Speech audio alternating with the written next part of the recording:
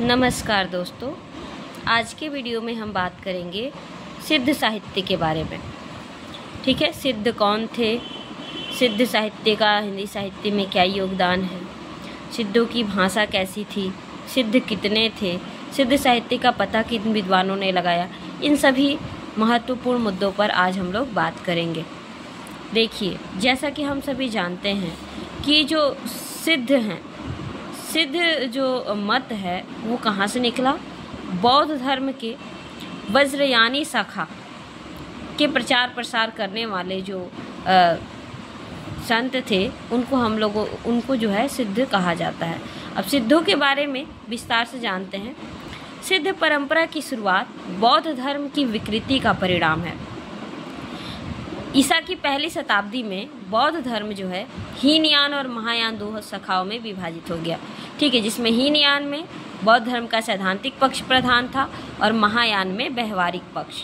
हीनयान केवल विरक्तियों सन्यासियों को आश्रय देता था और महायान में ऊंच नीच छोटे बड़े गृहस्थ सन्यासी सबको बैठाकर निर्वाण तक पहुंचाने का दावा किया जाता था। छठवीं सातवीं शताब्दी में इसी यही जो बौद्ध धर्म की जो महायान शाखा है वह वज्रयान और सहजयान दो भागों में विभाजित हो गई और सिद्धों का संबंध बौद्ध धर्म के इस विकृत रूप यानी कि जो महायान है उसके वज्रयान शाखा से, ठीक है, उस संप्रदाय से था। ठीक है, बौद्ध धर्म के वज्रयानी शाखा से सिद्धों का संबंध था। सिद्ध जो हैं अशिक्षित और हीन जाति से मुख्यतः संबंध रखते थे। अच्छा, सिद्ध शब्द का सामान्य रूप से जो अर्थ था वो था मंत्रों की सिद्धि चाहने वाले। मंत्रों की सिद्धि चाहने वाले सिद्ध कहलाते थे। ठीक है, इनका संबंध पता चल गया। बौद्ध धर्म के महायान से जो दो शाखाएं निकली, वज्रयान और सहजयान, तो वज्रयानी शाखा से साथ। सिद्धों का समय अगर हम माने तो 797 ईस्वी से लेकर 1257 ईस्वी तक का जो समय रहा है उस समय तक सिद्धों का समयकाल माना जाता है। सिद्धों का जो प्रधान केंद्र था वह श्री पर्वत था। ठीक है, श्री पर्वत सिद्धों का मुख्य अड्डा या प्रधान केंद्र था और वैसे सिद्ध जो है बिहार से लेकर असम तक फैले हुए थे। नेपाल में भी, नेपाल जो कि एक दूसरा देश है, तो नेपाल और भारत में बिहार से लेकर असम तक।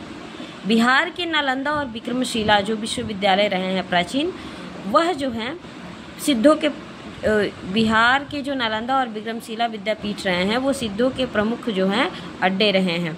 ठीक है, और इनका जो कार्यक्षेत्र रहा है सिद्धों का बंगाल, असम, उड़ीसा, बिहार का पूर्वांचल इलाका, यह सब जो है सिद्धों का प्रधान केंद्र जो है इनका कार्यक्षेत्र रहा है। ठीक, अब हम बात कर ले सिद्धों की संख्या कितनी थी। सिद्ध कुल 84 माने गए हैं और इन सभी जितने भी सिद्ध हुए उनके पीछे पा शब्द लगा हुआ है जो कि एक आदर सूचक शब्द है। यानी जितने भी सिद्ध हुए उनके नाम के पीछे पा आदर सूचक शब्द लगा हुआ है। और जो सबसे पहले सिद्ध माने जाते हैं वो सरहप्पा माने गए हैं। इनका जो समय है सरहप्पा का 740 से 769 ईस्वी के मध्य माना गया है। राहुल संकृतायन ने सरहप्पा का जो समय 769 ईस्वी माना है। ठीक, सरहप्पा के अलावा अन्य सिद्ध में कुछ प्रमुख नाम हैं। हालांकि सिद्धों की संख्या 84 है, लेकिन जो महत्वपूर्ण सिद्धों के नाम हैं वो हैं सरहप्पा, लुईपा, लीलापा, वीरप्पा, डोम्भीपा, चौरिंगपा, कढ़पा आदि कुछ प्रमुख सिद्ध हुए। ठीक है, अब 84 सिद्धों में से मुख्य रूप से 14 सिद्धों की रचनाएं अभी तक उपलब्ध हो पाई हैं और सिद्धों की रचनाएं मुख्यतः मुक्तक में हैं। मुक्तक रचनाएं सिद्धों ने लिखा है और इनमें जो है नीति आचरण से संबंधित उपदेशात्मक तथा साधना अथवा रहस्यवाद से संबंधित रचनाएं इसमें हमें देखने को मिलती हैं। सिद्ध साहित्य का संपादन का कार्य सर्वप्रथम जो है बेंडल ने किया था और बाद में महामहोपाध्याय हरप्रसाद शास्त्री ने भी बौद्ध गान और दोहा नाम से 1917 में सिद्धों के साहित्य का संपादन और प्रकाशन करवाया। 1928 में डॉक्टर मोहम्मद शहीदुल्लाह ने ले शाह मिस्तोक्स नाम से फ्रांसीसी ग्रंथ एक निकाला और उसमें उन्होंने सरहपाद और कृष्णपाद के जो सिद्ध हैं सरहप्पा और कृष्णपा उनके दोहा कोश और चर्या पद का उसमें उन्होंने संपादन किया था। और आगे चल के प्रबोध चंद्र बागची ने दोहा कोश नाम से सिद्धों के साहित्य का संपादन किया। और राहुल सांकृत्यायन जो प्रसिद्ध साहित्यकार हुए, राहुल सांकृत्यायन ने हिंदी काव्यधारा नाम से सिद्धों की रचनाओं को प्रकाशित कराया। जो राहुल सांकृत्यायन ने हिंदी काव्यधारा पुस्तक निकाली, उसमें सरहप्पा, सबरप्पा, डोम्भिप्पा, कढ़प्पा आदि सिद्धों की रचनाएं प्रकाशित हुई। सिद्धों की रचनाएं मुख्य रूप से दोहा कोश और चर्या पद के रूप में मिलती हैं। जो दोहा कोश है वो दोहा छंद में है प्रमुख रूप से, ठीक है। दोहा कोश में दोहा छंद मिलता है और कहीं कहीं चतुष्पादियों की कड़वक शैली भी मिलती है, यानी दोहा और चौपाई भी मिलता है, ठीक है। दोहा कोश लिखने वालों में सरहप्पा, कढ़प्पा और तिलोप्पा आदि सिद्धों के दोहा कोश अभी तक प्राप्त हुए हैं। दोहा कोश की जो भाषा रही है वो परिनिष्ठित अपभ्रंश रही है, ठीक है, और इसमें जो है मतों का खंडन मंडन किया गया है। और चर्यापद क्या है? चर्यापद जो है गेय हैं, ठीक है, गाए जाने योग्य। विभिन्न राग रागनिया में ये चर्यापद जो है गाए जा सकते थे। चर्या का जो अर्थ होता है वो होता है चरित या दैनंदिनी कार्यक्रम, ठीक है। तो चर्या का अर्थ हुआ चरित या दैनंदिनी कार्यक्रम का व्यवहारिक रूप। चर्यापद जो है गीति पद होते थे जो विभिन्न राग रागनियों में गाए जा सकते हैं। इसमें सिद्धों की मन स्थिति जो है प्रतीकों द्वारा व्यक्त की गई है, ठीक। इसमें तांत्रिक चर्या संबंधी पद भी चर्या पद में मिलते हैं। और मुनिदत्त ने चर्या पदों का संकलन किया है। चर्या पदों की जो भाषा रही है वो पूर्वी अपभ्रंश रही है। और चर्या पद में जो है सिद्धों की अनुभूति और रहस्य भावनाएं वर्णित हैं। और ये जो चर्या पद है उसमें सांध्य भाषा का प्रयोग देखने को मिलता है, जो कि दृष्टिकूट पद इसमें लिखे गए हैं। दृष्टिकूट पद जिसमें कि दोहरे अर्थ होते हैं। अब सिद्धों की भाषा को सिद्ध जो हैं प्रायः जैसे कि पता है सिद्ध अशिक्षित और हीन जाति से संबंध रखने वाले मुख्य रूप से सिद्ध हुए। तो इनकी जो रचनाएं थी वो अर्धमागधी अपभ्रंश के निकट मानी गई हैं या प्रतीत होती हैं। और सिद्धों की जो भाषा है मुख्य रूप से हम उसको सांध्य भाषा कहते हैं। संध्या भाषा या सांध्य भाषा या संधा भाषा कहा जाता है सिद्धों की भाषा को। तो सांध्य भाषा या संध्या भाषा के कई अर्थ लगाए गए हैं कि इसका तात्पर्य क्या है। तो जिस प्रकार संध्या के समय एक धुंधलका सा छाया रहता है, ठीक है, वस्तुएं दिन के समान स्पष्ट नहीं दिखाई देती हैं संध्या के समय, उसी अर्थ में लगभग विनयतोष भट्टाचार्य नामक विद्वान हुए। उन्होंने सांध्य भाषा या संध्या भाषा को इसी अर्थ में लिया है कि सिद्धों की भाषा जो है अस्पष्ट होती थी, ठीक है।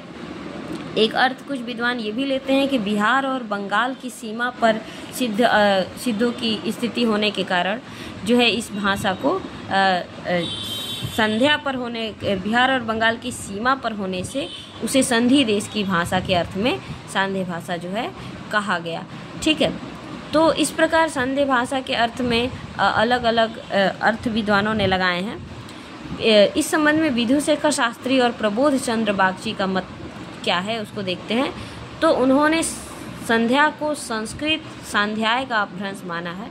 संध्या भाषा का अर्थ है अभिसंधि युक्त भाषा या अभिप्राय युक्त भाषा, अर्थात जिस भाषा में, यानी कि विधुशेखर शास्त्री और प्रबोध चंद्र बागची का जो मंतव्य है, उन्होंने संध्या भाषा या सांध्य भाषा का जो अर्थ लगाया है वो क्या है कि जिस भाषा में गूढ़ अर्थ छिपा हो वह संध्या भाषा है, ठीक है। अभिप्राय युक्त भाषा या अभिसंधि युक्त भाषा या ऐसी भाषा जिसमें गूढ़ अर्थ छिपा हुआ हो। सिद्धों ने अपना अभिप्रेत गूढ़ आशय में अभिव्यक्त करने के लिए जिस सांकेतिक भाषा का प्रयोग किया वो संध्या भाषा है। तो संध्या भाषा क्या है? सिद्धों ने अपना अभिप्रेत गूढ़ आशय अभिव्यक्त करने के लिए जिस सांकेतिक भाषा का प्रयोग किया वह संध्या भाषा है। यह दुर्बोध है यानी कठिनाई से समझ में आने वाली और थोड़ी बहुत अटपटी भी है, ठीक है। अब हम देख लेते हैं कि सिद्धों की जो साहित्य का हमने देखा कि सिद्ध साहित्य का संपादन बेंडल ने प्रारंभ किया। उसके बाद हर प्रसाद शास्त्री ने, प्रबोध चंद्र बागची, राहुल सांकृत्यायन ने सिद्ध साहित्य का संपादन कराया। अच्छा, तो सिद्धों के साहित्य का सर्वप्रथम पता किसने लगाया? तो सन 1907 में महामहोपाध्याय हर प्रसाद शास्त्री ने सर्वप्रथम नेपाल जाकर इसका पता लगाया था, ठीक है। इसके बाद सिद्ध साहित्य का पता लगाने वाले, उसका संपादन और प्रकाशन करने में योगदान देने वाले जो महत्वपूर्ण विद्वान हैं वो कौन कौन हैं? रखालदास हैं, प्रबोध महामहोपाध्याय हरप्रसाद शास्त्री तो हैं ही, रखालदास, प्रबोध चंद्र बागची, विधुशेखर शास्त्री, राहुल संकृत्यायन आदि विद्वानों ने सिद्ध साहित्य के प्रकाशन और उसके महत्व के लिए बहुत ही उल्लेखनीय कार्य किया है। इस प्रकार आज हमने देखा कि सिद्ध कहते किसे हैं, सिद्ध थे कौन, सिद्धों का संबंध किससे रहा है, जैसे कि बौद्ध धर्म के वज्रयान शाखा से, और सिद्धों की संख्या जो है 84 रही है। सिद्धों का मुख्य जो है बिहार से लेकर असम से लेकर के बंगाल तक और नेपाल में भी सिद्धों का कार्य क्षेत्र रहा है। ठीक है, और इसके बाद हमने देख लिया 84 सिद्ध, जिसमें से सबसे पहले सरहप्पा आ जाते हैं। सिद्धों की भाषा हमने देखा संधा भाषा, सिद्धों का साहित्य दोहा कोश चर्यापद। ठीक है, तो ये सिद्धों के संबंध में हमने महत्वपूर्ण जानकारियाँ प्राप्त करी। ऐसे ही महत्वपूर्ण परीक्षा उपयोगी जानकारी प्राप्त करने के लिए चैनल को लाइक और सब्सक्राइब करें, चैनल से जुड़े रहें। धन्यवाद।